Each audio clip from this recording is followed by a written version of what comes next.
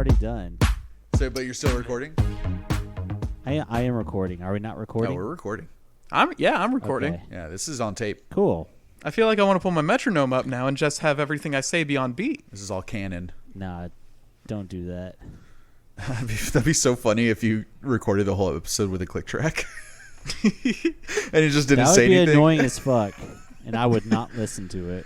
I don't think anyone, if we all had different separate click tracks and like the audience could hear it, I think that would. They wouldn't hear it. I feel like we could make them hear it. I mean, we can make them hear anything we like, want. It could be like a piece of art, you know? I'm sick of not having any art in this podcast, and I feel like we could finally do something avant-garde. Yeah, well, you know, it's funny that you mentioned art because I wrote this down while I was like, kind of as a little quote here. I was just like, I can't decide if it's something that I like that they did or that I think it was lazy that they did. And then I was thinking, like, even if it was like quote unquote done on purpose, it's like too easy to pass off laziness as artistry, you know? Because then if anyone ever questions your art, you can just be like, well, yeah, I did that on purpose. Like, that's not a mess up stroke on the canvas, you know? Like, I meant to do that. It signifies this and this or whatever. And it's like, it's too easy to like just get away with bullshit with art. Yeah. I mean, like with visual art especially, I think. But I don't know. I feel like you could usually tell in music, like with Nirvana and stuff. It kind of has that like whatever vibe about it, but still artistic. I think even on with music, you can still kind of be like, oh, I meant to play that off note because I think it adds, whatever. It's like you can always like justify it after the fact. So that's why it's hard to critique art, is what I'm getting at. It's all subjective, baby. Yeah, that's why you can never question art. I mean, I think you certainly can. I mean, you can't question the choices that they did as like a mistake, is what I mean. You can't be like, I don't think he meant to include that part, and he just kept it because, whatever. I mean, it depends. If it's like a punk record, like, sure. If it's a mistake, who cares? I used to do that for my DIY projects. I would just like have a mistake, and I'm like, fuck it, whatever. That's true. You can totally it's get artistic, away. Yeah, that's what I mean, right? Like that's exactly what I'm talking about. It's like, hey, I'm an artist. I can, Hey, it's all for the art, baby. Yeah. You can fuck up if you want, man. Yeah. Well, yeah.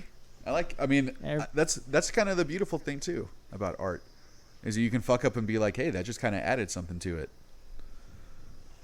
Instead of fucking up in life and being like, oh, that didn't add anything to my life. Yeah. Well, you know what? It's very artistic, y'all. Just talking about nothing for like a good 30 minutes. Yep, exactly. We weren't supposed to listen to an album this week, right? Oh, shit. I didn't know that. Wait, what? Album? Yeah, I thought we were just talking with Michael just to kind of like, hey, man, what's up? We're just catching up, right? Yeah. We're recording this for posterity. We might as well record every part of our friendship and try and make, something from it. Oh, wait, so there's a record. So what's a record, Michael? What's what record? Oh, okay, so we're back to this. Sorry, I must have missed something because y'all were kind of glitching out on my end, so I feel like there was a little chunklet of conversation that I completely missed out on. Like we're circling on this bit. Basically, what we said is, "What's up, guys? Welcome to another episode of the Earbuds Podcast, the EVP Cast. I, as always, am your co-host, Brett Mania Hanrahan. Join with me, as always, is Lucas Mania Indrakovs. Li, what up, y'all? We have a great show for you this week because we have a special guest all the way from the hills of Nostradamus' lair. We have Michael Mania Munoz. How you doing, Michael? What's happening? I'm doing all right. Michael the Powerline. Michael Munoz. Powerline. Is Michael, that? Did you? Not Mac did you- Pike Munoz? Is that? Tell me, Michael. Is that Powerline shirt from a show? Did you see him? I wish I could say I did. I only saw him. You may be familiar with the documentary known as a Goofy movie. Yeah, in which yeah. It's like a rockumentary. It chronicled the life of one Maximilian going through changes in his life, growing up and learning that, learning through your ancestors and things like that. Yeah. Wait, you're wearing a Goofy movie T-shirt? Falling in love. Yeah. Oh shit! I assumed that was like a real band. It was so convincing. You didn't see the face? Nah, all I can see is Michael's face. Here, I'll angle the camera so you can get a better look. Yeah. See there? Oh, there he is.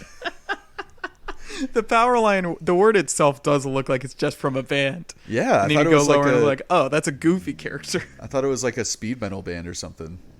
Nah, man. Powerline. This Tuesday.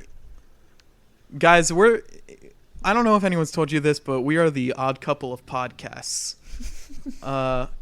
And with Michael, I feel like we're kind of more like a pod couple of oddcasts, but with 3 people. It feels that way. I wish there was a better word for 3 people. You know what I'm saying? Triumvirate, if you will. A triumvirate. The triumvirate of podcasts. A trivium. Yes. And this week, we are talking about The Body, the Blood, the Machine by the Thermals. And Michael, you brought this in. You want to talk about it a little? Sure.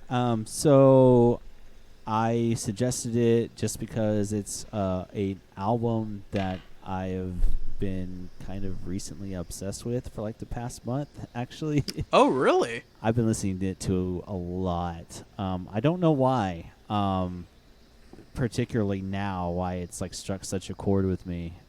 Because I was turned on to the Thermals about 10 years ago, maybe a little bit longer, when I first moved to Austin here. I was dating somebody who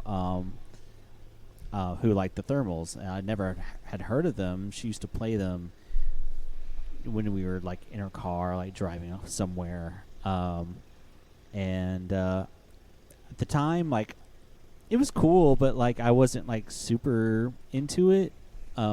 Really, I didn't really listen to any of that kind of music at the time. So, but now, like, since like joining a band with Lucas in particular, and like kind of like getting this like love of punk rock in me and all that, I don't know. I don't know, something about this album clicked, and a lot of it has to do with, I think, the time period it was created in, too. It's just like super nostalgic for me because it's just sort of a perfect encapsulation of the political atmosphere here in the United States at the time during the Bush administration. You're a big fan of the war on terrorism?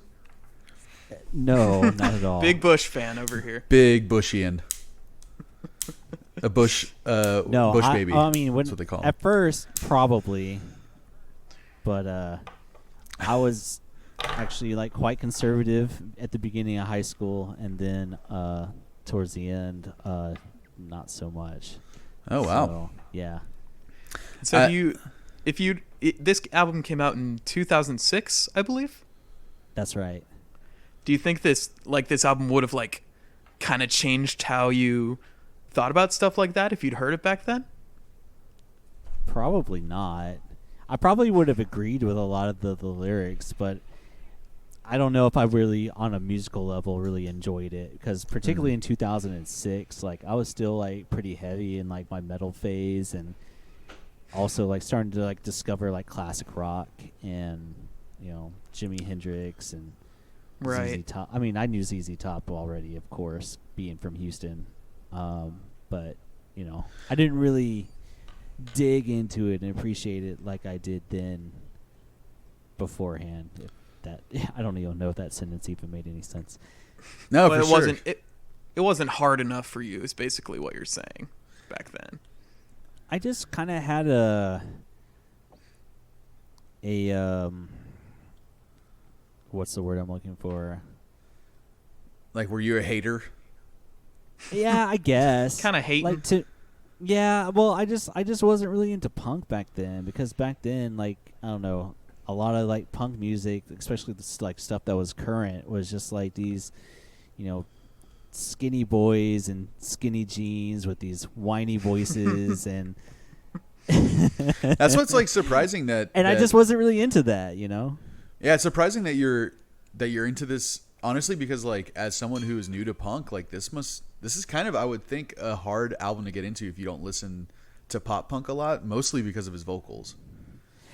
Well, his vocals also remind me a lot of I'm blanking on his name right now, but the guy from the Mountain Goats. Yes. The same girl who I was dating, who turned me on to the Thermals. She was a huge Mountain Goats fan, so this kind of made sense. That makes a lot of sense. I wrote that. Yeah, I thought the same thing. Mountain Goats and the Front Bottoms. I don't know if you ever heard them, but no, I don't know the Front Bottoms. Similar singing, like very nosy and nasal and like fucking bratty, like snotty. Okay. Yeah, It reminded me of Ben Folds a couple times. I could totally hear that. Kind of like that same, like, sassiness in his voice. What if they're you know? like from the same area? Because it might just be an accent, too. Maybe. Well, the Thermals are from Portland, so I don't know where Ben Folds is from. Let me see. I haven't caught up with that guy in a while. Yeah, I don't know. He's from Winston-Salem, North Carolina. So no. Okay. It's So- very different coast. Yeah. Yeah, theory immediately disproven. Yep. Well, I'm glad we're doing it. I looked it up, Jamie. What about Mountain Goats? You're gonna make me do this now? All right. Yeah, there's a little trivia that we're doing. All right. There's a game that we like to play. Where's the band from? Mountain Goats You're on are it, Luke. based out of.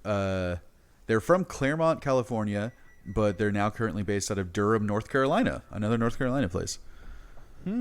Weird. But they're from California. They're from California. Yeah. Genus species is Oreamenos americanos, Wait, aka what? the mountain goats. Oh. Well, yeah, man. There's definitely something like something like his vocals would already turn someone off of this record if you're not into that, or if it doesn't like connect with you. Yeah. The way that he sings, I would say, is like, it's almost like Tom DeLonge-ish also.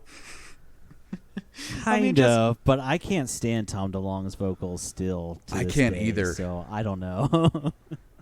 I'd love Blink-182 and I can't stand Tom DeLonge's voice, so I get it. I feel like it's just kind of it's a little whiny sounding, but also it sounds very emotional and it sounds very raw at times. Mm-hmm. Definitely. In like the realness kind of gets me to that area. I loved the vocals the whole album. I thought they were great. I did too. There wasn't a single time where I was like annoyed by them, which is unusual for me. Yeah, I think it's because it automatically, like, I'm already fans of other bands that kind of sound like this guy, like the Mountain Goats and the Front Bottoms. So to me, like, I think the Front Bottoms was my first like intro to kind of singing like this, where I actually liked it. So coming into this, it was just automatically, I had no problem with it, at least. I don't know if I would say I liked it, but I definitely didn't. It definitely didn't bother me. It wasn't a detriment to your music experience. Right. It was tolerable. It's, I mean, at the very least, Tolerable. if not, like, I definitely like that he can get, it's not like he's singing like weak at all. It's like you said, like, it's like he still has a lot of emotion and rawness, and he'll kind of like, get up to the top of his range and kind of screamy, yelly type of stuff. So I dig that a lot. Kind of crack a little bit. Yeah, I love that. Yeah, I do too. I really like the feel of those kind of vocals. I think, which is why I don't know. I found it easy to get into personally. For sure. Like what I mean, so the album is called The Body, the Blood, and the Machine. And it's Just the machine. The Body, the Blood, the Machine. Sorry. Yeah. And it's apparently a concept album, so it tells right here they say it tells the story of a young couple who must flee a United States governed by fascist faux Christians. So it's a lot of like religious and political like themes throughout the whole album. Yeah. Very overt. Which makes a lot of sense for the era it came out, right? 2006 was like, deep in the war in Afghanistan and Iraq and all that shit. So like, they just kind of were they were writing about what a lot of rock bands were writing about at the time. Oh, for sure. Like one of the reviews I read compared this, they said this is like the American Idiot but less suburban. Less suburban and much more heavy-handed with the Christian allegories. Definitely, yeah. I didn't know what they meant by suburban. American Idiot is very. I mean, one of the songs is called "Jesus of Suburbia." Oh, yeah. Yeah. Plus, And? I guess just the kind of like polished mall pop punk sound that American Idiot had versus this, This sounds a lot more, not lo-fi, but less clean than an album like that would be. Yeah. I did like the crunchy, noisy guitars. I love that sound, man. It reminded me kind of like 90s Weezer, like Pinkerton era Weezer stuff.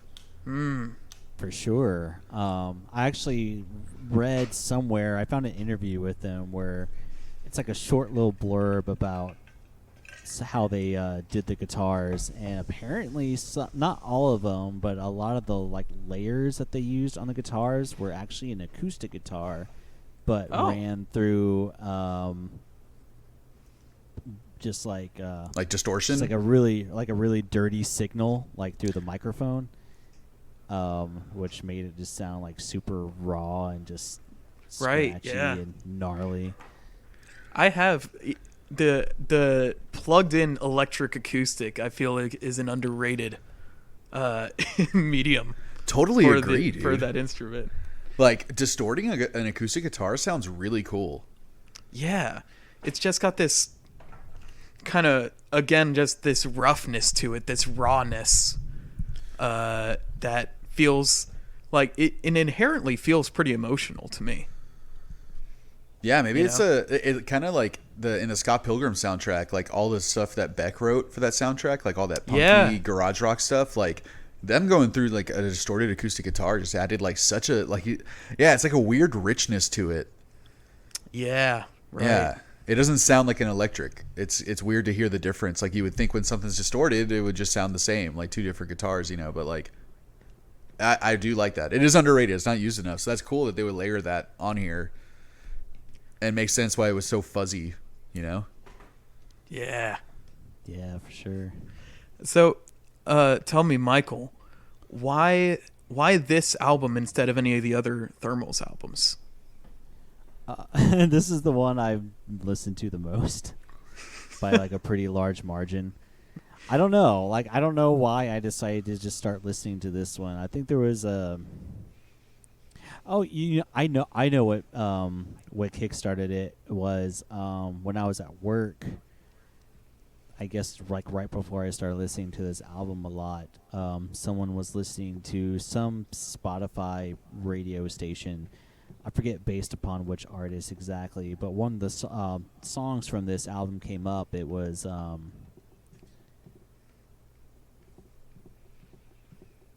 what is it? Back to the Sea.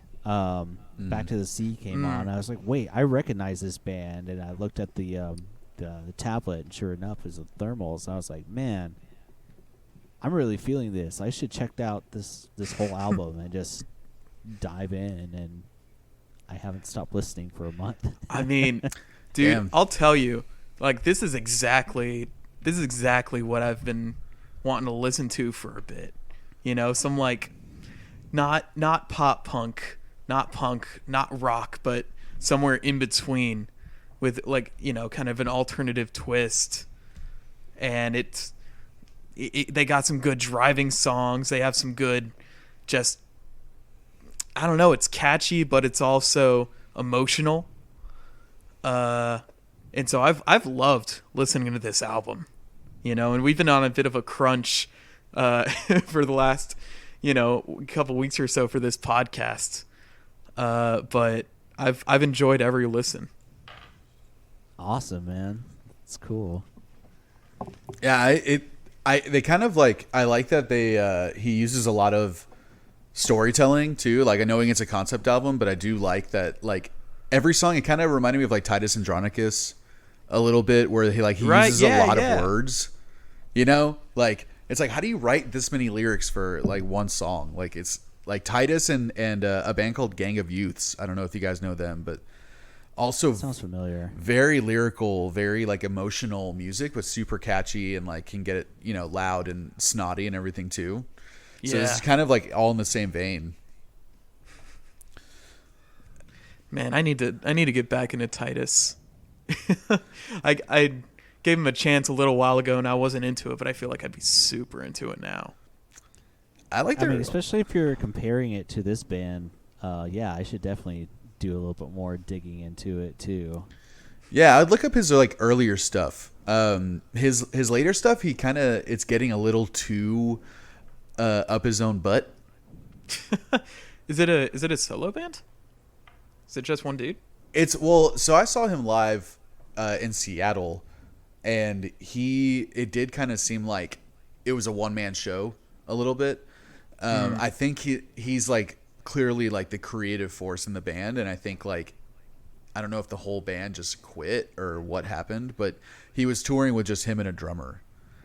So oh wow, yeah, and it was really great. But there was a moment in the show where I'm just like, God damn, it has been like nearly 2 hours of this guy just like singing. 2 hours Singing short stories at you. What? Yeah, he played for a long fucking time. Oh my god. And at one point, like, got off the stage and went out to the bar and stood up on the bar and was singing and like surrounded by people. And it was like, by the end, I was just like mentally exhausted. I was about to say emotionally exhausted. I guess that's really what it was. It was Maybe just, like, both. Yeah, this dude, it's just like he's very verbose. So that's kind of this band is like pretty verbose with their lyrics, and even the ones, you know, the songs that don't really have a lot of lyrics, the lyrics are like really impactful. Like the whole album has good lyrics. Yeah, I believe so too, and I love the way that he performs some of the lines of these songs. Like especially in the first song, the way he delivered some of those lines like connected with me for some reason. Yeah, his delivery is pretty rad in a lot of those songs. Like in that song in particular, "Here's Your Future," Yeah. the opening track, when I think it's the last verse, when he's talking about like Jesus going down to like die for the world's sins, and he's like, "Son said I will, but Dad, I'm afraid. Dad, I'm afraid." Yeah, I love how he does that. That is a good line. And then it's like either the second or the third song, maybe, where he's like, "I'm gonna need you to kill." It's the second song. That's what the title is. I might need you to kill. You know. I like the line, "Pull out your best suit, you know, the one that they're gonna bury you in." I'm like, oh, that's such a good line. That's line. dope. Yeah, that was my favorite lyric on the album. My one regret with listening to this album is that I didn't have enough time to like really get into the lyrics. You know, They're cool, man. Dive into them a little bit, because he's painting a really cool picture. Like, and it's cool I'm just always impressed with the concept album that pulls it off. right? Like and dude, like, I love the line where he's like, "I carry my baby. I carry my baby." baby. Yeah. That was the one song I'd heard before. on this record. I feel like this would be a killer live show to go to and like just scream out these vocals with him. You know, the whole bar is singing along. Dude, yeah. Like, play this whole album in full. Oh yeah, That'd be a fun one. That'd be incredible. It's too bad they broke up. I know, 2018. Dang. Yeah, pretty recently. It's crazy. yeah. That's they held on for a while, and this is like their third album, I believe. Yeah, Yeah. it's their third album. Yeah, so they've been going for a while. Man, I will say too on this record, like I like the fast songs so much more. The up-tempo ones a lot more than the mid-tempo. And usually I'm a mid-tempo, Mary. I love mid-tempo music, and I feel like the energy, like they're better with like that really kind of manic energy. Like his vocals are more fun to listen to and more like powerful on those songs. I'm the same way. That's for most music in general. Like I like the driving stuff where they're just going and giving it all they got. And even honestly, some parts of those slower songs, like "Back to the Sea," I believe, with that drum part. Or am I thinking of something else? It's like do ka do ka ka do ka do ka ka. Oh, that's Test Pattern. Test Pattern. I believe. Yeah, for whatever reason, that drum pattern, like, kind of irked me, and like, it tested my patience for some reason. Well, apparently they lost their drummer before this album. Really? Yeah. Mm-hmm. So like That's the bass player playing drums Right. on it. they all kind of switched off instruments on some songs and kind of like it was just three of them doing like all the instruments. So I feel like that's why the drums are also like not like insane on this record, you know? It's very basic, I'd say. Not that that's a bad thing, but I think it does what it's supposed to do. Like it does a really good job like of keeping the energy going on the big ones and like just keeping like a good constant like rhythm, you know? Like exactly, they just do their job. yeah, I always appreciate that. For sure. I don't know if there's one fill on this record that like made me go like, oh. I don't know if there's one fill on this record. Yeah. Yeah. Yeah, I was about to say I can't even think of a fill anywhere. I don't think there is one. Man, but I will say like Back to the Sea is like a very close contender to being one of my nugs cuz Really? Ooh. it's so like it's the most repetitive song on the record, but there's something That's true. I'm also kind of a sucker for like repetitive songs that it's just like it's so ballsy to me. It's like you're just gonna play one fucking chord, like, you know, the same progression for the whole song, and you just keep this constant energy going like the whole time. Like you're not gonna change it at all. It's like this is 4.5 minutes of us doing this, and like when I already like that one measure, and you're just gonna repeat it for 4.5 minutes, Just like keep on going. there's something I respect in that I do like repetitive songs sometimes, and that one is like really cool. I just love the riff on it. I mean, yeah, it's the same note for a good amount of the song. Yeah. It's It's like the stoner rock track on the album. If you Even if you the put drum the drums, patterns like sounds like a lot of like stoner rock, you know? yeah, that's exactly it. if you put the drums in like halftime, you know, you can imagine like Sleep doing something like that. For sure. Yeah, that is kind of a constant thing on the album too, right? Like it seems like when they start the rhythm never really changes throughout the song, the tempo. So like once the song is the same tempo the whole time, even though they'll like change, you know, in notes and all that stuff throughout it, but it's just like it seems like when the song starts, it's like, you know, that it's going to be that for the whole track. It's not going to really twist expectations, I guess. Right. Yeah, It's and not going to surprise you. It's a type of punk that you can like dance to. That's easy to Yeah. dance to. It's just straight ahead, just like rockin' music. Like it has such like almost like a classic feel to it. I don't know. It's just like I got some 50s vibes. here's a song. 50s vibes. I got some 50s Okay, vibes. Like on run with Test it. Pattern, And Definitely. yeah, and one other one where the guitar part. Oh, yeah, it was Test Pattern. Like when it has that really reverby kind of lead part that he's playing on the lower strings, and just that rhythm is very like almost like 50s rock and roll. Yeah, it's almost got like a surf vibe to it. You just picture like Totally. being on the beach and Right. just like Yeah.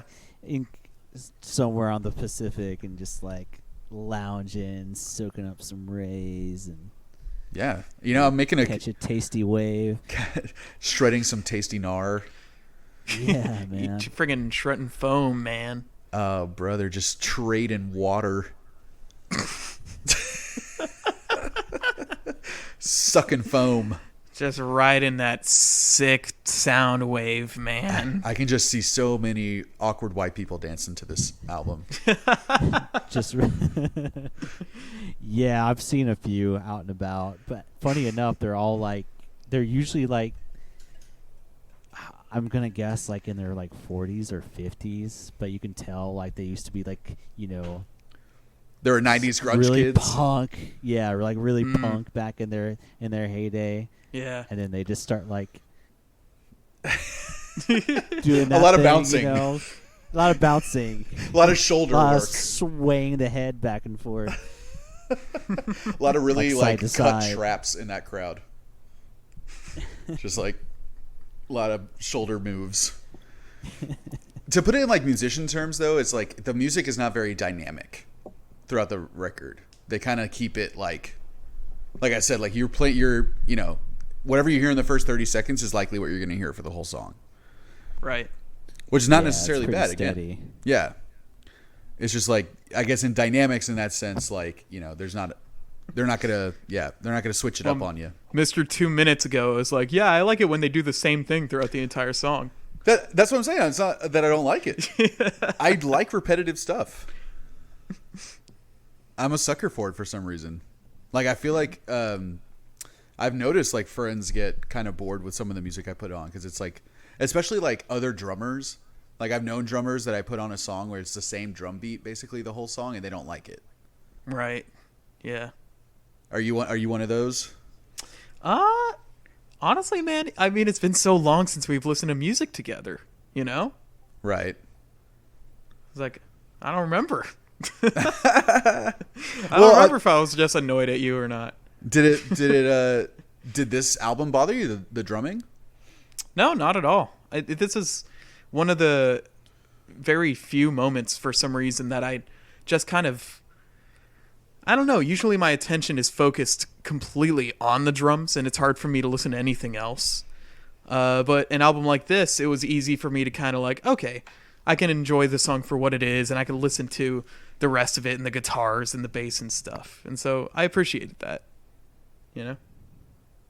That's cool. I feel like this album is like the shining light of it is the lyrics, like the standout, the breakout star. For sure. I think there are some catchy guitar riffs in there, but for the most part, I'd say it is the vocals are kind of the main thing you're supposed to be focusing on. Definitely. I mean, it's just like it's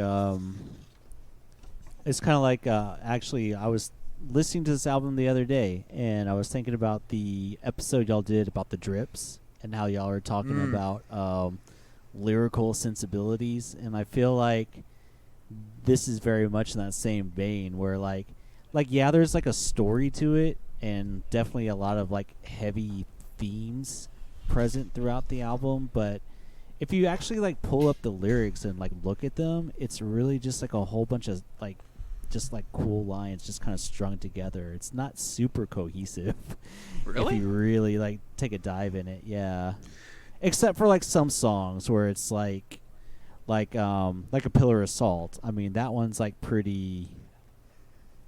I feel like that's probably the more like cohesive of all of them, like lyrically speaking. I think you can like put it in like that is poetic. He's using a lot of imagery and like, impactful, trying to like come up with like impactful lines to like he's trying to say one thing, but he's gonna say it this way because it's cooler that way. Yeah, I would definitely say it's not as disjointed. I don't know if that's the right word, but like as the Drips and the Bronx vocalist in particular. Dude. Probably. I've never looked at their lyrics, so I don't really have a frame of reference. He is just straight up trying to write cool lines. He's trying to write awesome action movie taglines on every line. And just trying to come up with it is just cool imagery. Just I think that's this guy has a good balance of he is trying to get a point across and there is a theme, but he's using really, artistic, poetic ways of expressing that. Ooh, the guy from the Bronx? No, the guy, the Thermals. The Thermals. Oh, okay, I gotcha. Yeah. No, yeah, for sure. It's I mean, of course, you listen to all the individual tracks, and it's obviously these are about something contained within itself, but they're all related to one another. But the individual lines, sometimes I'm just I'm a little okay, so the song "Ear for Baby" track 3 on here. What the hell is "Ear for Baby" mean? Anyways? An ear that's for the part baby. that really stumps me. Because, to me, that's the name of the song, and that's also the song where we get the line, "The body, the blood, the machine," Yeah. which is awesome. Yeah. But, because, you read the lyrics to the song, and it's basically, it just seems it's, all, based upon, Nazi propaganda, work is freedom, Right. shit like that. Oh yeah, gluttony is sin, or sloth is sin. Sloth is sin. Everybody, get in line. It's time to inspect the subjects. Yeah. It all just seems like a lot of language that would be used in a concentration camp or some sort of weird sanitarium. Right. Fuck. Yeah. Good luck getting over the fence. Man, it's crazy how creepy religious, and when you combine religious imagery, which is already creepy, and then combine it with fucking neo-fascist government control and using religion as a cover for that, for your own horrible things that you're doing, and you're doing it in the name of God. It's it's so creepy. Religion is so creepy. I mean, it's already we are already neck deep in that, sir. I know. Yeah, That's the weird thing about it. Yeah. It kind of and people have I've already know of 2 articles I've seen online that said this already, but this album is eerily prophetic for its time. It's in a response to the Bush administration, where things were crazy back then, right? At least that's how I remember it. Mm-hmm. But now, yeah, man, yeah. I read you probably read the same article I did by the AV Club that talked about that was one of them. that it's even more prescient, I think is the word that they used now than it was when it came out. Because what they were writing about was how scary would it be if this happens eventually, and then it fucking happens. So And it's just it's happening. Holy That's shit! right now. Yeah. Yeah. Yeah, we're watching it unfold in real time, more or less. Yeah. Maybe not quite to that extreme, but I mean, man, sometimes I can't help but wonder. That's just me, but For sure. They quoted a George Bush speech, and I forgot that he said that God told him to attack Iran. Or Iraq. Really? Yeah. Oh my god. yeah. I don't remember that. No, I remember that. That's scary, dude. I mean, he didn't phrase it quite that way, but that Oh, was I thought it was a kind direct of quote. the gist of it. No. Oh, it my was, God. I don't remember the exact quote, but I do remember during that time, because I used to watch a lot of those kind of speeches just because I was very, very fascinated with that. That was around the time I was in high school, so that was kind of my first becoming actually aware of politics and our place as a country in the world sphere and all this stuff. It was also new to me, and I just Mhm. there's just a part of me that felt like I had to be clued into this. I couldn't look away. This was important, Right. especially growing up being 15, seeing 9/11 happen Mhm. live on television. That's a hell of a thing to go through, man. Yeah. Yeah. So like, yeah, like I just remember in the aftermath of all that, it's just like God is on our side. Like, this is like It was a righteous war. It was exactly. It was a righteous war. Like, there's like all this like crusader rhetoric that was like being thrown around too. Yeah. Which at the time, like, because, I was still of the Christian faith at the time, like that resonated with me. But then, like, being a super hormonal teenager and just confused and learning all these things, and finally like falling to like self-doubt and just like wondering like, oh my God, like maybe we're actually wrong. Maybe this is all just a bunch of like hypocrisy. Yeah. Are we the baddies? Yeah. Are we the right? yeah. Yeah, dude. I think, and I don't like maybe we're the empire, and they're the rebellion. Yeah. The Bad Religion album that came out that time, The Empire Strikes First, was like, fucking that album was so good. And that was right around the time when I started listening to Bad Religion and Anti-Flag and all these, No Effects and Bigwig and all these like really political punk bands. And I think it's like crazy how I got involved in like, really interested in politics at the time also, because I was just like, what the fuck's going on? Like we were 14, 15. Yeah. And I feel like the 9/11 like jump started that for us, because I feel like it's a normal age to start kind of thinking about that stuff. But I think a lot of people don't think about it till college. But we had such a huge political thing that happened, in a tragedy or whatever, that's like, at the Pearl Harbor level. And it kind of forces you to be like, oh, I haven't lived through a war really. Or like, oh, like America hasn't ever been attacked like this, like in the last 60 years or whatever. And it's like, holy shit. Like you kind of see like what our response was. And it was like scary. Yeah, man. Yeah. It's yeah. And this album like dredges all that back up for me, which is like, right.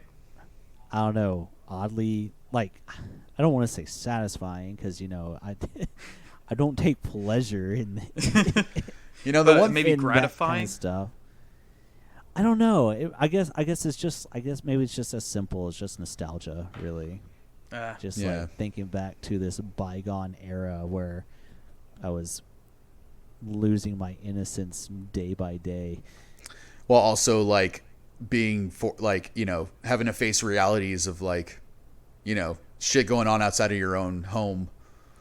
It's been like, holy shit, like how crazy it is outside of your house, like, yeah. I feel like the one thing that I can appreciate the Trump era for was waking me the fuck up again.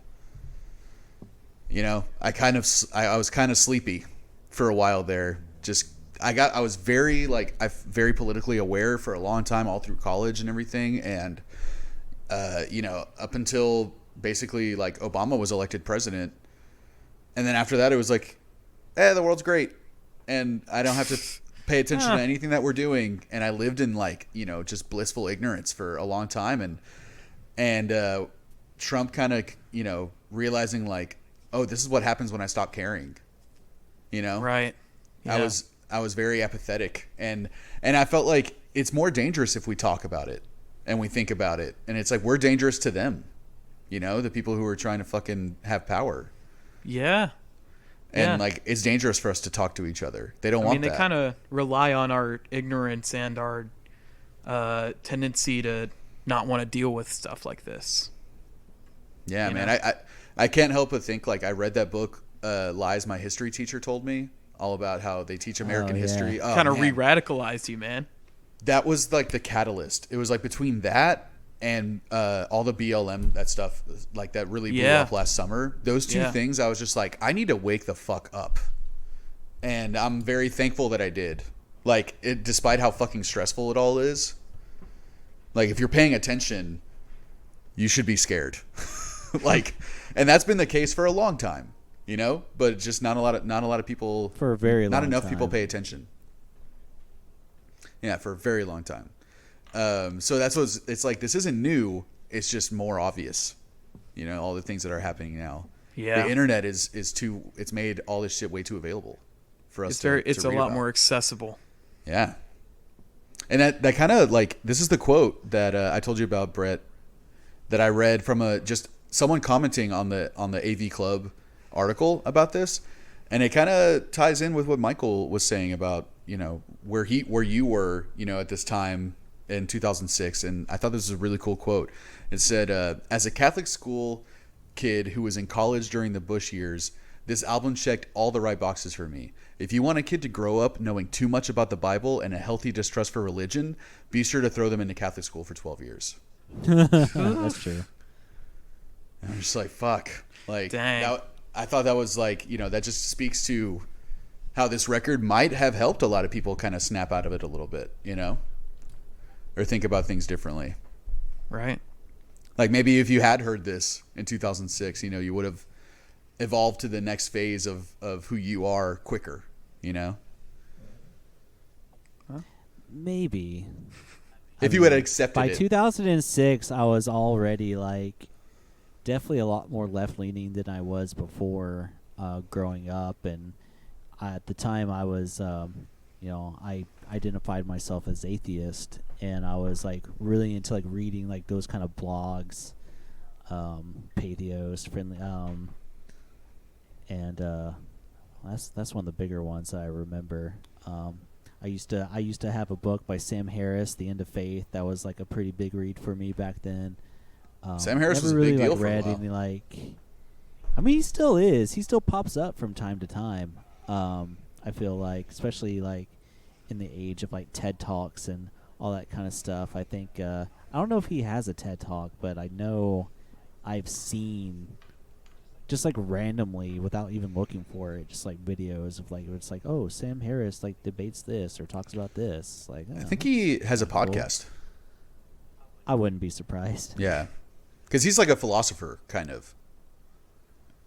He's I forget his background exactly. I don't think that was where he started. I thought he was in some sort of, and I could be completely off base here. I was under the impression that he had some sort of background in neurology or He's a neuroscientist. or neuroscience Mm-hmm. of some kind. I could be wrong, but I thought that was his kind of where he came from. Well, I'm at the at Wikipedia, which everything's true on Wikipedia, and they say he was a neuroscientist. All right, there you go. Oh. Yeah. So yeah, he's a neuroscientist, American author, philosopher, and podcast host. So he does have a podcast. Well, speaking of Everyone podcasts, has a podcast. speaking of podcasts, let's get to our Narnug section, y'all. Okay. Well, Ah, right. It's fine. is that okay with you, Lucas? I know I didn't check with you.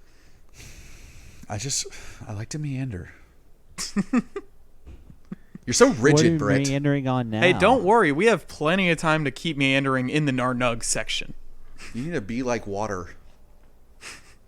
And just I mean, y'all's average episode is an hour and a half. I feel like we're making extremely good timing right now. well. You'd be surprised because if we all have different nugs. Well, I feel like okay. I have a feeling we all share one nug. Okay. I get a feeling too. Michael, you go first. Yeah. So how many do we get again? 2. Get 2, baby. 2. Okay, that's what I thought. Okay. So number 1, which is probably one of the more obvious ones to pick. I mean, it's number 1 on Spotify in their artist page. And also in any article I read of theirs, this song inevitably comes up. But A Pillar of Salt would be my first choice. Me too. It's just fucking great. It's so good, man. It's just, oh man, just everything about it is just fantastic. It is one of the few songs that does have a palpable riff in there, with the lead guitar. Yeah. I thought that was synth. It reminded me of Motion City soundtrack. It may be. That's the guitar. Oh, that's guitar. I think it's the guitar played with the. I don't know. I imagine it's probably. He probably switches to the neck pickup during that part because sometimes the neck pickup can kind of have that kind of smooth, round kind of tone to it. It could also be a fuzz pedal too that he uses too that can get those kind of woolly square wave synth-esque kind of tones. I just assumed he went really high up on a lower string. You know, that could be it too. That could be it too. You kind of get that more round sound. It could be a combination. Who knows? Yeah, there's no telling. Yeah. Yeah, Dude, and the vocals are just like, you definitely want to sing along to that whole song. Oh yeah. Oh my god. And I love that. I carry my baby. Baby. Yeah. Yeah. It's so fun to sing. The guitars, like super like fuzzy, dirty guitars, like, and again, like the fast paced, you know, they have that fucking energy on the fast paced ones. Yeah. Super energetic. Super catchy. The lyrics are really interesting because they kind of turn the story of Lot on its head, where like, you know, which is where the title comes from, Right. The Pillar of Salt. They're like trying to escape Sodom and Gomorrah, and then God's like, don't look back, or you know, bad things will happen. Yeah. And then Lot's wife, she fucks up and she turns into a pillar of salt because she looked back on the burning cities. And then he was Jesus. like, "Dope, free salt." Sick. I don't got to go to the store later. And I got to watch my cholesterol.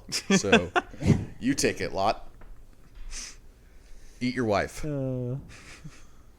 But like, I think it's interesting what's like, so like it's supposed to be like a retelling of like that whole story, but it's kind of flipped around because I think it's supposed to portray like, you know, these people were like in the story of Lot, these are like godly people escaping this city of unimaginable sin and dirty dealings. And then here it's like we have this couple or group of people or whoever who are like trying to escape this like theocratic Christian government, which I think it's really cool, like how like in the scope of the song, like how that works, because it's all just like people fleeing persecution. Yeah. Yeah, refugees. How many times do you see pictures of refugees and there's someone carrying a baby? True enough. Singing this song, hopefully. We're seeing it right now still. Yeah. I like the random little part too, the outro guitar that kind of like, I don't know if it's a delay or if it's a feedback thing, but it kind of reminds me of like a siren. Oh, Yeah. Yeah, I love that ending, dude. I think it's really cool. Like something small like that, like I really liked it a lot. Brett, is that one of your choices? Yes, it is, sir. Dang. 3 for 3. 3 for 3. Well, let's see if we all share a second nug. What's your second choice nug, and Michael? So second choice nug. This was a really hard one for me because there's a lot of songs that I just love on this album. So I had to narrow it down to 2. I was able to whittle it down to 2, and it was a really hard 2 to choose from. But I think my second nug would be Returning to the Fold. Oh, really? Yeah. Okay. What is it about that song? Well, it's the track that immediately follows A Pillar of Salt, and the way those two songs like seg into each other is just like, well, perfect. Further confirming Lucas's theory Yeah. What theory? of coinciding songs. Yep. Oh yeah. Well, I mean that's definitely obvious on 2 particular tracks in this album. With I think it's the I Might Need You to Kill. It has that outro with the drums that go immediately into the drums. That intro into Ear for Baby. How cool is that, dude? And I love that. I love love that. I love Always that a sucker seg. for that stuff. Love that transition. It's so smooth. But yeah. Yeah, did you know? I mean, did you realize that Returning to the Fold uses the same chords as A Pillar of Salt? It's the same progression. No, does it really? Yeah, it's the same progression. Just I didn't they notice play that. at halftime. That was the first thing I noticed. I was like, dude, this sounds like the exact same chords, and I looked it up, and it is. It's like basically like a part 2, but they use the same chords. Huh. Yeah, and that's Dang. what I wrote. I was like, you know, it's like it's too easy to pass off what you would consider laziness as artistry.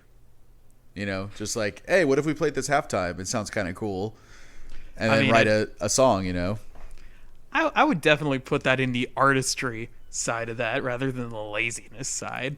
that's where I kind of started thinking about Yeah. it, like because I think it was very obviously on purpose, and like they were trying to do that. But that's where like that high thought came from. But yeah, returning to the fold. I that one is just because, well, like I said, the way it transitions into that. I don't know, just the pairing of those songs is just so perfect to me. They just really complement each other, and I guess maybe that was by design. That's probably a large large reason why, but also just because I also really like the lyrics, and like the vocal hooks are just spot on. I love in the verses when he matches up the "I forgot I needed it," like it matches up perfectly with the guitar. Yeah. I forgot I needed it to think. Yeah. And then there's that like super simple like guitar riff that is between the. I think it's only between like the first verse and the second verse. But it's like yeah. Yeah, super simple, but it gets the point across. I love that. I love that line a lot. And then I don't know, like lyrically, I identify with it a lot because it just seems sort of like this. At least the way I interpret it, it kind of seems like this person who's like kind of contemplating their past life as like someone who is like devout religiously, and then like coming out the other side of that and just being like, well, like they got out of it for a reason, but they can also like sort of appreciate it at the same time for what it was.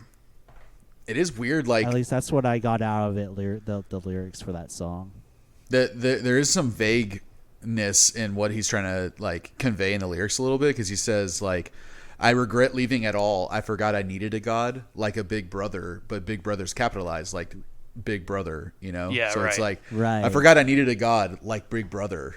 It's like, oh fuck, like, so like, are you being still like kind of like, God isn't great, or are you saying that you forgot it was something that brought you security or whatever?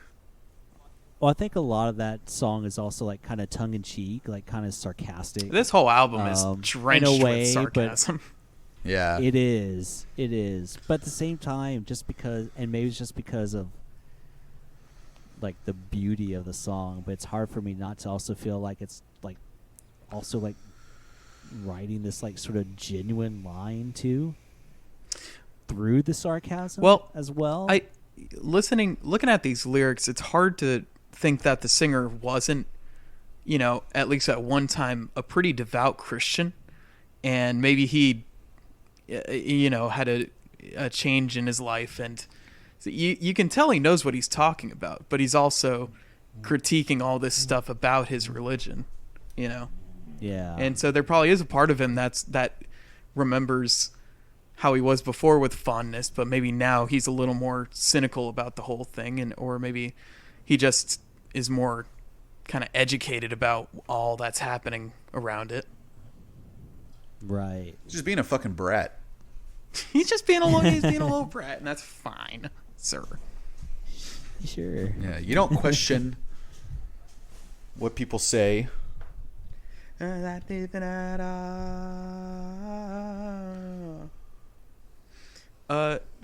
So yeah, those are your two Narnugs. You got Pillar of Salt and Returning to the Fold. Lucas, one of yours is Pillar of Salt, is that right? Yep, Pillar of Salt for sure. And let me say your Narnug. I want us to say it at the same time because I think we have the same one. Okay. All right, so 3, 2, 1. Here's your Back future. to the Sea. No, oh, dang! Well, I was so sure, dude. I do like Here's Your Future. I do too. It's a great intro. It is. It's a good song, and that was an original Narnug. But Back to the Sea, like the multiple listens on it, really, really grew on me. It's one of the only mid-tempo songs that I liked a lot on the record, and I just love how like simple it is. Yeah, it has that kind of same rhythm going throughout the whole thing. The drums are crashing on those cymbals the whole time. Yeah, that Right. riff is Yeah. and like, and it goes up, plays the same thing an octave up, and then comes back down. Like, Yeah, classic. so simple. Not a lot of like, like range or dynamic or anything in the song, but that riff is just so catchy to me. That one note, just holding out one note, or maybe even the little slide up that they might do during it. Right. Yeah. And it's definitely, I think, a standout. Yeah. And like, I feel like the drums stand out on that song more than most of the others. And I do like how he comes in 2 by 2. Na, na, 2 by 2. I like his vocals on the entire album, but I do think this is one of my favorite vocal songs because it sounds like he's just shouting it out to the sky and the earth, He's just out in a field and he's just like arms wide open. He's like, Mount Everest. And it's super catchy. I'm gonna crawl.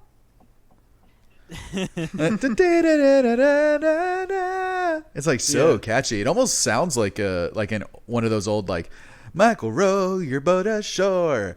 Like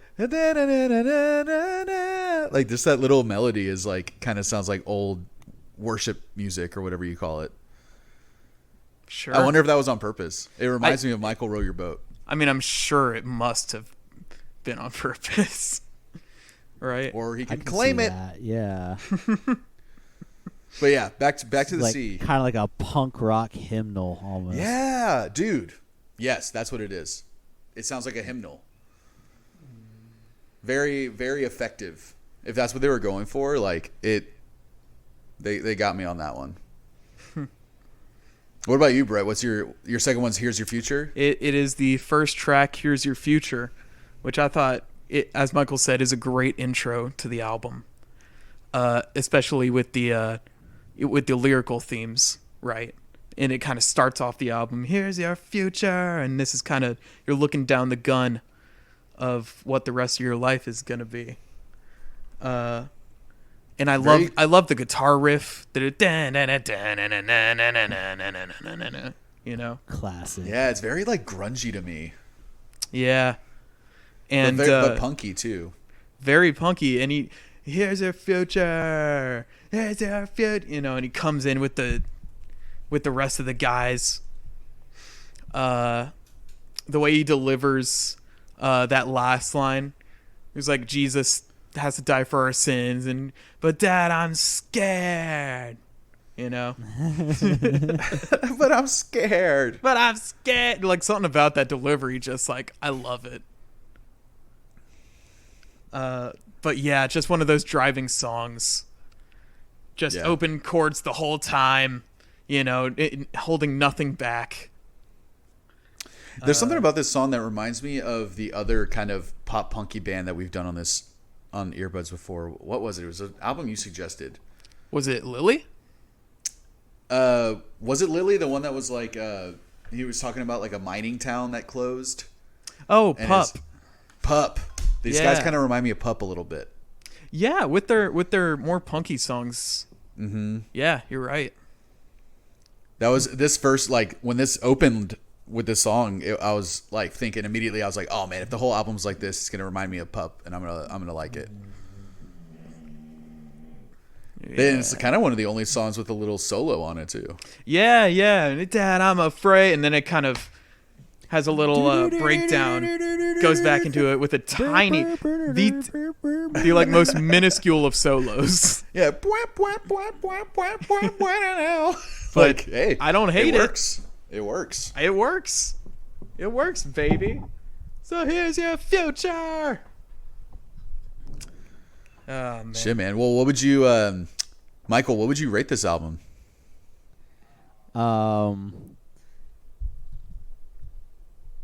So I think the last episode that I did with you guys, you were a spat real on dick our about rating it. system. Yeah.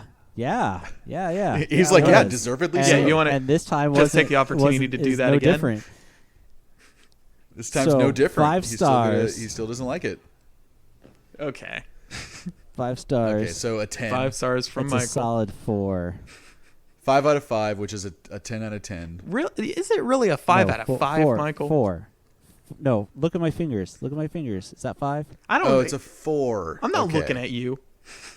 Yeah, you expect us to know 4 how to out of count? 5. I'm doing my own thing over here. I'm tying my shoes over here. I'm learning how to tie knots. I'm a little Boy Scout. I can't be looking at you all the time. Boy Scout, you learn that shit in Cub Scouts, bro. Damn. Well, it's You're a little this behind. is adult Boy Scouts, okay? It's Man Scouts. Man Scouts. Man Scout. Man Scouts this Tuesday on NBC. On TBS. That sounds like some like Survivor Doomsday prep kind of thing. It's just like the next Naked and Afraid. Some Men Scouts. To me, it sounds like a Ben Stiller movie. Aw, bye Norma. Good night, Norma. But Michael's baby Norma cried every single time she looked at me the other day. Yeah, I don't know what that was about. Well, I mean, I do. She had a short second nap. It was her last nap of the day. She was probably super tired. Oh, what? Oh, kisses. Aww. Well, there was something about my face that would set her off, and Don't let her look at the camera. you know, to say Don't let her- offended is She's an gone. understatement. I took it personally. I said, "Okay, we're never friends." Don't worry. It was just because of your style. Yeah, it's just just did because not your like your general aesthetic. demeanor that upset Yeah. her. Yeah. Yeah. She sees Luis, who looks exactly like me, and she's like, you look nice. Like, whatever, Norma. I'm already. She's too popular for me already. I'm over you, man. Yeah, she's already too popular for me. She thinks she's so cool. She's pretty tight. She is cool. Well, I'm gonna give this album a 7.6 because I very much enjoyed it, man, and I'll definitely be coming back to it. I don't think it was anything like mind bending, but right now, this is Nah. exactly what I needed. I just needed some crunchy, fuzzy guitars with like a catchy vocals, a nice driving beat. You know, I just needed something good like this. A 7.6, huh? That's right. That's a 3.8 for you, Michael. Just doing the conversion. in for terms you. you can understand. Yeah. I don't think that really applies. I don't think the conversion rate's quite the same. Well, I whose think it fault is applies. that? Yeah, you're making us having to convert. I don't have this on the back of my notebook. No. Yeah, I told you to 4 email out us. of 5 straightforward. This 7.25 whatever shit is completely arbitrary. It's for the birds. Well, But hey, you do y'all. we man. have our own Hey, yeah, system. if I remember correctly, this is our podcast, sir. Exactly. So You come on what our does it matter what I podcast. You say? come on our podcast, tell Yeah, us how to you run say the You show. invited me. Actually, I kind of invited myself. Hey, you're always welcome. But Of you come to course. our podcast. All right. Well, I would give it, man. Originally, to be honest, first time through, Pillar of Salt, Here's Your Future, and Back to the Sea. Those songs are all like 9s for me. Oh, But Word. everything else was like between like a 4 and like a 6. And so I just didn't. The mid tempo stuff like just didn't grab me as much as the faster songs. And Back to the Sea was like the one mid tempo one that I like really liked a lot. So originally I was gonna give this like a 4.5, but after multiple listens, it got me up to like a 6. okay. Just because, like, man, the songs that I like a lot. I don't like all of them, but the ones I do are really good. Man, Yeah, I think I could definitely say my least favorite songs are probably like the very last 2. Yeah, the last 2 definitely kind of lost me a little bit. And like Saint Rosa kind of lost me a little bit. Oh, I like yeah, that I one. thought that one like was that one a that lot. was. I think that was a contender for my other Narnug.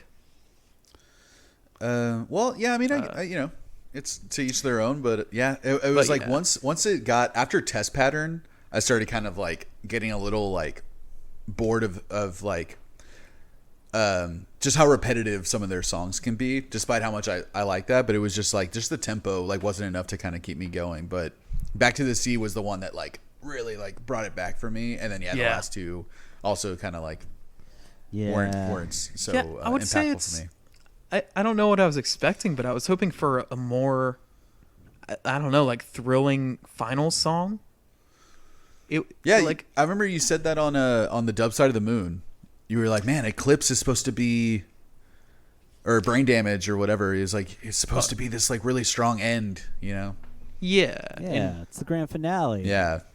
And for Dub Side of the Moon, it was very, I mean, they just kind of reggae-fied it, and reggae doesn't have those like big epic moments like that. It's just not really in the genre. But there's no real build-ups in reggae. It's like I thought these last two songs were good. I thought I Hold the Sound was good, but I was kind of expecting a little more for the finale of this album, but maybe it's just me not seeing something. If it ended with Back to the Sea, ooh, that'd be such a good ending. Man. I mean, I get it. Like, thematically, like, I Hold the Sound makes sense because it's supposed to be like, oh, now, like, you know, this, like, Christian empire is, like, reaping what it sows, and now, like, everyone's fucked, and now everyone's dead. And whoever was... Like, I get that. That makes sense. Right. But, like, the song itself is, like, it's fine. Yeah. I don't hate it. I don't dislike it, but I'm not particularly thrilled about it either. No. I bet whoever played drums was psyched to be able to hit the toms. Finally. They're like, I get There's to their hit bass the other player, drums Kathy now. Foster. I have these two other ones. We haven't done anything with them yet. I'm gonna use only these for this song. Yeah. No, I think like Back to the Sea would be a good, honestly, a good kind of wrap up too, where it's just like, it's more of an escape, you know? Yeah, and it sounds a little more, I guess, triumphant. You know? Very. Yeah. Oh, very. Yeah. But it is talking about like... No, I need to evolve. Yeah, it isn't... Is to believe. It's kind of... Back to the Sea is kind of a... Is that the one where it's kind of like God saying like, I hope you can swim? No, Okay. that was... that's Here's Your Future. Okay, so... God said to man, know I'm your father. Remember that no one can breathe other water. There you go. There you go. Yeah, Okay. something like So that. Back to the Sea is a little bit more of about maybe like taking control back a little bit and just like we're gonna go do this, you know, instead. Yeah. We're gonna take ourselves out. Yeah. It's, well, obviously, I mean, the song is about evolution, you know, crawling back to the primordial ooze from which you came. I don't know what you're talking about. But, yeah, well, you know, because life began in the ocean. And then came onto land and then turned into reptiles and birds and dinosaurs and Are you people. And Well, monkeys Lucas, and are all you that shit. are you telling me you don't So it's like supposed to be like coming back. do you not climb back into the primordial ooze every couple weeks or so? Lucas, do you not do that? No, I don't. I guess you guys believe in evolution. I'm more Ah, right. of the other. You're more of a like if we evolve from monkeys where they're still monkeys type. Yeah, how come I got thumbs? Yeah. Or are you more of like the crystal type? Well, it's like if I'm a fish, where are my gills? You know, like if I didn't, right. I feel like I grew out of the rock like jellyfish do in coral. You know? Oh shit! I just kind of proved myself wrong. What? You know how jellyfish grow in Well, coral? first of all, I don't. Wait, what? Yeah, jellyfish like they grow out of coral, like they kind of like attach their pod to it, and that's where they're born out of like getting out of I the did pod. not and know it's that. attached. It's trippy. No, that's news to me. Very trippy. Look it up. Yeah, I'm pretty high right now too, so I'm kind of having my own moments here. You're kind of doing your own thing on that side of the earth. Y'all, I'm just trying to clue you in on where my brain is right now. Well, this was a fun record, man. Thanks for suggesting this one. Yeah, man. I'm gonna be. Thanks for indulging me. I'm definitely gonna check out these guys' other stuff after this. Yep. You should, man. I need to do the same too. I mean, I've like listened to like the first 3 a few times, but like this one, well, I guess which is their third one, I've of course been listening to it almost nonstop. It's really like kind of the only rock record I've been listening to lately. I've also been like getting like pretty inspired by it musically. Nice. So, yeah. Wow. It's been pretty inspirational to me. Nice. Y'all should check out More Parts Per Million was the album that I'd heard by them before this one, and it's great. Yeah. That one's super raw, and that's all just like that. Hutch Harris, their singer and guitar player, I'm pretty sure he did all the instruments on that record. Oh. In like his kitchen. Oh, gee. Yeah, yeah, for sure. And then the fucking dude from Death Cab for Cutie like produced their second album. Like, so that first one got him a lot of attention. It's good. Really? Yeah, yeah. And this record was produced by the drummer Fugazi, which I thought was kind of crazy. Yeah, I read that. Yeah, Brendan Canty. Yeah. Yeah, Thermals are great, man. Y'all should check them out and check out Front Bottoms and EBP Cast on Instagram. EBP Cast on Instagram. Check out Jean-Luc Guitard on Instagram. Check out Straggler Daisy on Instagram. Straglad. Straglad Daisy. God damn it. No, it's just Straglad. It's Straggler Daisy. Well, the band is Straggler Daisy, but the handle is Straglad. Okay. I'm a cheeky little You are bastard. cheeky. I have You're a mad noticed that lad. about you. You're a mad lad and a Straglad. Nice. I like that. Yeah. Well, check out Straggler Daisy, Straglad on Instagram. They have one really good song out Downtown right now, and I'm sure there's gonna be Unicorns. more. Fucking Out great. everywhere you can stream, baby. More to come out soon. Baby. Leave us a comment. Leave us a like. You know, thank you for listening. Michael, Every week. Every single week. Every single week. We have a dedicated listener in Michael, and I'm going to hold him to it. I'm going to check in every week and be like, what'd you think of Brett's joke? I quiz him Test you. on every episode. That's what I was planning on doing. Yeah. Yeah. Well, I can't wait to finally hear how awkward I am on this episode when y'all release it. I don't know, dude. I've had some weird stony moments on this episode too, so I don't want to worry too much about it. Well, maybe it's just because I'm used to it, but like whenever I listen to you, even when I know you're high, I just take it for granted. And it doesn't stand out to me. But maybe I'm just used. Like I said, I'm just used. That's to it. that's my base level. It's your baseline. Yeah, that's baby. my equilibrium. Well, Michael, we need more heat. Thank you for joining, buddy. You're welcome, man. Thank y'all for having me. Anytime. And Brett, this was good. Lucas, this was good. Bye, buddies. Bye. Bye. And 3 and 2 and 1.